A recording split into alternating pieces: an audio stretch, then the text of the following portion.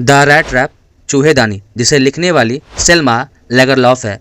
अगर हम उनके बारे में बात करें तो वह एक स्वीडिश राइटर है जिनकी बहुत सारे वर्क्स को अलग अलग भाषाओं में ट्रांसलेट किया गया है। इस कहानी के द्वारा बताया गया है कि अगर किसी व्यक्ति के साथ प्यार और अच्छी तरीके से बर्ताव किया जाए तो उसके अंदर अच्छाई को उजागर किया जा सकता है और वह व्यक्ति जो है वह बुराई के रास्ते को छोड़ सकता है। यह कहानी जो है वह स्वीडन के माइंस के में एक जगह है, वहाँ के बारे में बताया गया है। और स्वीडन का जो माइंस जो है वह वहाँ पे आयरन ओर्स ज़्यादा पाई जाती है। यह जो है एक फेरी टेल की तरह इस कहानी को बताया गया है। तो यही था हमारा इंट्रोडक्शन। अब हम शुरू करते हैं हमारी आज की कहानी। यह कहानी एक गरीब वैगाबॉन्ड की है। वैगाबॉन्ड वैसे लोगों को बोला जाता है जो घूम घूम करके अपना गुजारा चलाता है और उसे कहीं से भी लोहा मिल जाता तो वह उस लोहे का इस्तेमाल करके रैट ट्रैप बनाता और उसे बेचता। लेकिन कहीं ना कहीं उसे पैसों की कमी होती थी और वह चोरी भी करता। उसका सोचना था कि यह पूरी की पूरी दुनिया जो है वह एक रैट ट्रैप है। हर व्यक्ति किसी न किसी तरीके से एक रैट ट्रैप में फंसा हुआ होता है। कोई लालच के तले रैट ट्रैप में फंसा हुआ था तो कोई जो है वह अलग अलग तरह की खुशी के लिए फंसा हुआ होता है। कोई व्यक्ति होता है जिसे जॉब की तलाश होती है और इस दुनिया का रैट ट्रैप क्या है? सांसारिक खुशी। एक समय की बात होती है जब वह वैगाबॉन्ड जो है वह कहीं जा रहा होता है और रात हो जाती है। तो रात हो जाने पे वह एक घर के पास जो है वो आश्रय करने के लिए जाता है। उसे उम्मीद होती है कि वहाँ पे रहने के लिए जगह नहीं मिलेगी क्योंकि ऐसा उसके साथ बहुत बार हो चुका होता है। लेकिन इस बार थोड़ा अलग होता है। एक बूढ़ा व्यक्ति दरवाज़ा खोलता है और उसका बहुत ही अच्छे से स्वागत करता है। वह उसे खाना भी खिलाता है, उसके साथ स्मोक भी करता है और कार्ड भी खेलता है। वह अपनी ज़िंदगी के सारे रहस्य उसे बता रहा होता है क्योंकि वह बहुत ही ज़्यादा अकेला होता है। वह बूढ़ा व्यक्ति उस वैगाबॉन्ड को अपनी ज़िंदगी की कहानी सुनाता है कि वह एक क्राफ्टर था रामसो आयरन वर्क में। लेकिन क्योंकि अब वह गरीब हो गया है, बूढ़ा हो गया है, तो इसलिए वह काम नहीं कर सकता है। लेकिन फिर भी वह जो है वह अब बूढ़े हो जाने के बाद भी उसने गाय पाला है और उस गाय के दूध से उसे अच्छा खासा पैसा हो जाता है जिससे वह अपनी ज़िंदगी चला पाता है। जिस पे जो हमारा जो वैगाबॉन्ड है उसे विश्वास नहीं होती है। तो वह बूढ़ा आदमी क्या करता है, उसे पैसे दिखाता है 30 क्रेयॉन्स जो कि स्वीडन की करेंसी है, उसके बारे में बताता है, उसे पैसे भी दिखाता है। अगली सुबह को क्या होता है कि वह बूढ़ा व्यक्ति और वैगाबॉन्ड जो है वहाँ से चले जाते हैं। लेकिन ठीक आधे घंटे बाद वह वैगाबॉन्ड वापस आता है और उस बूढ़े व्यक्ति का पैसा लेकर के चला जाता है। वह सोचता है कि वह मेन रोड से ना जा करके जंगल के रास्ते से जाएगा क्योंकि अगर वह मेन रोड से गया तो कहीं ना कहीं पुलिस उसे पकड़ सकती है क्योंकि वह बहुत ही ज़्यादा गंदा लग रहा था और उसके पास पैसे भी थे।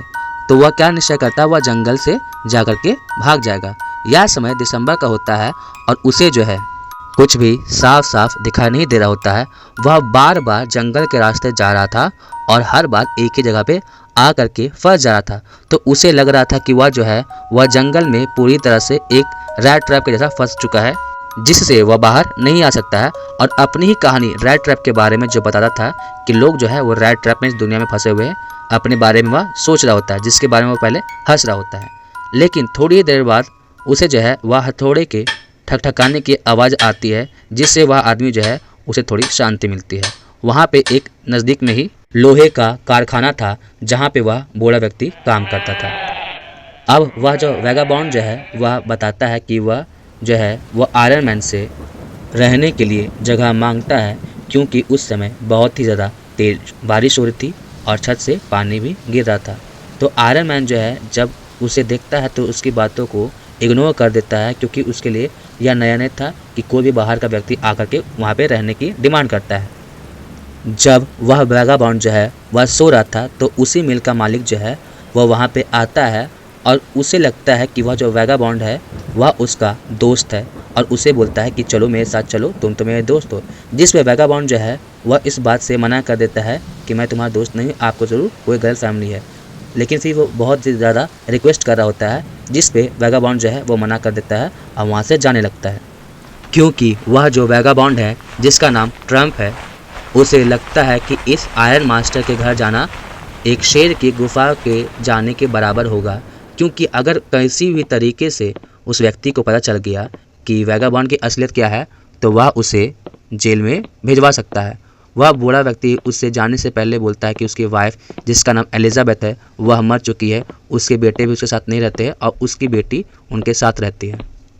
वैगाबॉन्ड जो है वह इन सारी बातों पर भी ध्यान नहीं देता है और वहाँ से चला जाता है। और तभी उस आयरन मास्टर की बेटी जिसका नाम एल्डा विलियमसन होता है वह जो उसके पास जाती है उस वैगाबॉन्ड के पास, जिसे अब हम पैडलर बोलेंगे, और उसके पास जा करके उसे बोलती है कि उसके साथ चलने के लिए। हालांकि एल्डा को यह विश्वास हो चुका होता है कि वह व्यक्ति जो है उसके फादर का दोस्त ना होकर के कोई और है, लेकिन उसे किसी तरीके से कन्विंस करके वह एल्डा जो है वो पैडलर को अपने साथ लेकर के आती है। और आयरन मास्टर जो है वह अपनी बेटी के साथ मिलकर के इसके बारे में बात कर रहा होता है। तो आयरन मास्टर जो है वो बोलता है यह मेरा दोस्त है, जिसको उसकी बेटी एल्डा बोलती है नहीं ऐसा नहीं हो सकता, ये ज़रूर कोई चोर है। तो आयरन मास्टर बोलता है एक काम करो, उसे नहा धो करके फ्रेश होकर आने दो, तुम्हें उसकी सच्चाई पता चल जाएगी। जब पैडलर जो है वापस आता है क्लीन शेव्ड में तो आयरन मास्टर को पता चल जाता है कि यह तो उसका दोस्त है ही नहीं, यह तो कोई और व्यक्ति है, जिस पे आयरन मास्टर बहुत ही ज़्यादा गुस्सा होता है और उसे खरी खोटी सुनाने लगता है। जिसे पैडलर जो है या फिर जिसे हम वैगाबॉन्ड ही बोलेंगे वह बोलता है कि मैंने कभी नहीं बोला कि मैं तुम्हारा दोस्त हूँ, तुम ही मेरे पीछे आए थे। तो उस पर आयरन मास्टर बोलता ठीक है इसका फैसला तो पुलिस करेगी। तो जिस पे जो है वह वैगाबॉन्ड जो है वह बोलने लगता है कि ये दुनिया एक रैट ट्रैप है और अगर तुम मुझे पुलिस के पास भेजते हो तो मैं तो एक रैट ट्रैप में फंसूंगा ही फंसूंगा, लेकिन तुम भी कभी ना कभी एक रैट ट्रैप पे फंसोगे। जिस पे आयरन मास्टर जो हंसता है और उसको बोलता ठीक है चले जाओ, लेकिन दोबारा यहाँ पे नहीं आना, इस जगह के आसपास कभी नहीं दिखना। जिस पे एल्डा जो है वह दरवाज़ा बंद कर देती है जब वह वैगाबॉन्ड या फिर जिसे हम पैडलर बोलते हैं वह जाने वाला होता है। और एल्डा बोलती है कि इसे भी कम से कम एक बार सुधरने का मौका हमें देना चाहिए, जिस पे उसका फादर आयरन मास्टर साफ मना करता है। एल्डा बोलती है ठीक है अगर आप ना चाहे तो मैं आपसे एक बात कहना चाहूँगी कि इस व्यक्ति को कम से कम क्रिसमस के समय तो हमें अपने साथ रखना चाहिए, क्योंकि क्रिसमस के समय कभी भी किसी व्यक्ति को कहीं नहीं जाने देना चाहिए और उसके साथ मिसबिहेव बिल्कुल नहीं करना चाहिए। जिस पर आयरन मास्टर हामी भरता है और वो तीनों जो है वह क्रिसमस को बहुत ही अच्छे से बिताते हैं।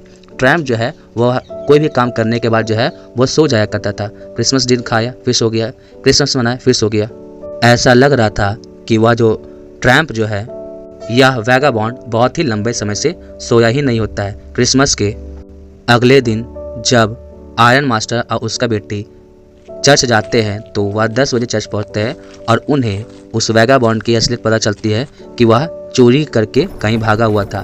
तो अब इस बात से क्या होता है, वह बाप बेटी जो है वह अपने घर बहुत ही जल्दी जाते हैं, क्योंकि उन्हें लगता है कि वह जो वैगाबॉन्ड है या फिर जिसे हम लोग पैडलर भी बोल रहे हैं उसने उनके घर का सारा पैसा चोरी कर लिया होगा, चांदी की चम्मच भी चोरी कर ली होगी। जब वह घर पहुंचते हैं तो उन्हें पता चलता है कि वह पैडलर जो है वह कुछ लेकर के तो नहीं गया, लेकिन एल्डा के लिए एक गिफ्ट छोड़ के गया होता है, जिसके अंदर एक रैट ट्रैप होता है और उसमें पैसे होते हैं जो कि उसने उस ओल्ड मैन के यहाँ से चोरी किया होता है। और साथ में उसमें एक चिट्ठी भी होती है जिस पे वह आदमी बोलता है कि तुमने यह जानते हुए कि मैं जो है वह कोई बाहर का व्यक्ति हूँ मेरे साथ अच्छा बिहेव किया और ऐसा आज तक मेरे साथ किसी ने भी नहीं किया था, तो अब से मैं जो है यह बुराई का रास्ता छोड़ करके अच्छाई के रास्ते पे चलूँगा और कभी भी चोरी नहीं करूँगा। और उस लेटर के लास्ट में उसने कैप्टन का नाम लिखा हुआ होता है। तो हमारी आज की क्लास में इतना ही, मिलते हैं हमारी नेक्स्ट क्लास में।